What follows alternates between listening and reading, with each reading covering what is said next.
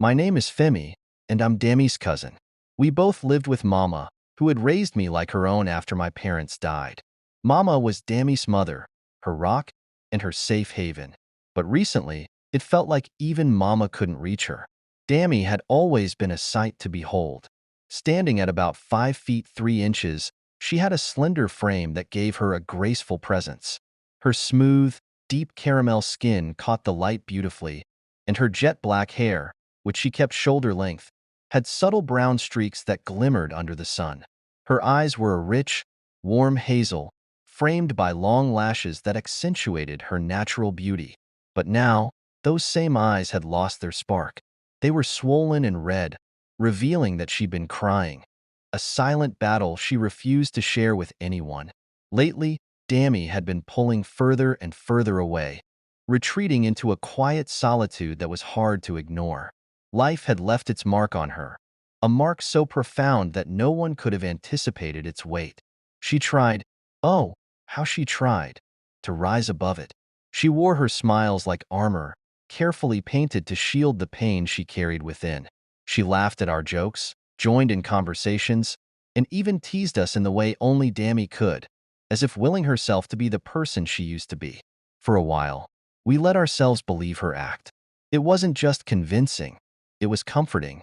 She made us believe she had accepted her new reality, that she had moved past the tragedy and embraced the changes it brought to her life. And for a fleeting moment, our home felt like it was healing. The walls echoed with her laughter again, filling the house with a sense of life we thought we'd lost forever. Even though we still miss Papa deeply, especially Mama, who often reminds us he was the love of her life. The familiar warmth of shared joy wrapped around us like a beloved old blanket. We dared to hope that the Dammy we knew and loved was truly back, that she had conquered the shadows that once threatened to consume her. Hope has a way of unraveling when the truth begins to show. Subtle at first, so faint we nearly missed it, cracks started to appear. She began skipping meals, something so unlike the Dammy we knew. Food had always been her love language. She didn't just eat. She relished every bite, savoring the moments of connection it brought at the dinner table. She was the life of our meals, filling the room with her laughter, her stories, and her joy. Now, though, she barely came out of her room, and when she did, it was only to grab a bottle of water from the kitchen before slipping back into the shadows of her solitude. The door would close behind her with a soft but resolute click, as if she were building a fortress to keep the world at bay. We told ourselves she just needed time, and that she was still healing. Deep down, we couldn't ignore the signs. The fight she had put up so bravely seemed to be waning, her light dimming little by little. The laughter in the house felt hollow, the joy laced with a creeping unease we didn't dare acknowledge. Dammy was slipping away, and the harder we tried to hold on, the further she seemed to drift. One evening, as I sat at the dining table with Mama, waiting for Dammy to join us, we saw her pale figure shuffle out of her room. Instead of heading to the dining table, she moved quietly toward the kitchen, her shoulders slumped and her once radiant caramel skin now dulled. She looked like a shadow of herself, drained of the vibrant energy we used to know. As she reached for a bottle of water, Mama's gaze followed her, a mixture of concern and determination crossing her face. Mama stood up from the dining table, following Dammy into the kitchen, and decided it was time to confront her. "Dammy," Mama called softly, her voice trembling. Dammy stopped but didn't turn around. "Please, my child, tell me what's going on. Whatever it is, we can face it together. Did someone say something hurtful? Are your scars causing you pain? Are you feeling unwell? Is this about that day?"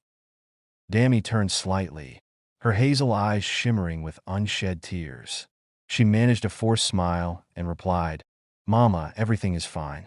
I promise. You don't have to worry about me. I'll be all right." Without another word, she turned and walked back to her room, leaving Mama at the kitchen counter, silent and teary-eyed. Later that night, I heard a knock on my door. It was Mama, her face heavy with worry. "Femi," she said, "should I go try again? Maybe she'll talk to me this time." I nodded, hoping that Dammy would let her in. Mama knocked gently on Dammy's door. This time, Dammy opened it. Mama stepped inside, But Dammy remained silent. She sat on the edge of her bed, her face blank, as Mama spoke softly, pleading with her to share what was troubling her. But Dammy didn't say a word.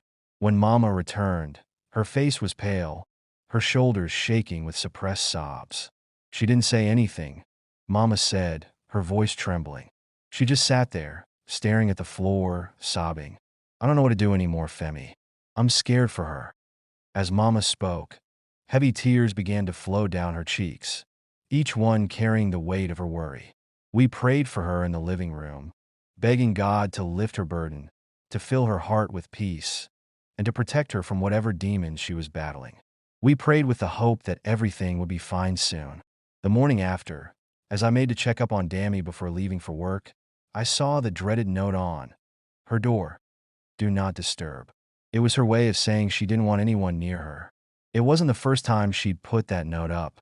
She usually hung it when she needed space to sort through something, but Mama and I would typically ignore it, going in anyway, to trouble and shake her out of the mood. No, she doesn't shut us out at all. It ends up being an unspoken way of helping her heal.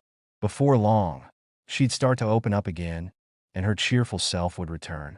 But this time it felt different. Something was terribly wrong with her. It didn't feel like the usual.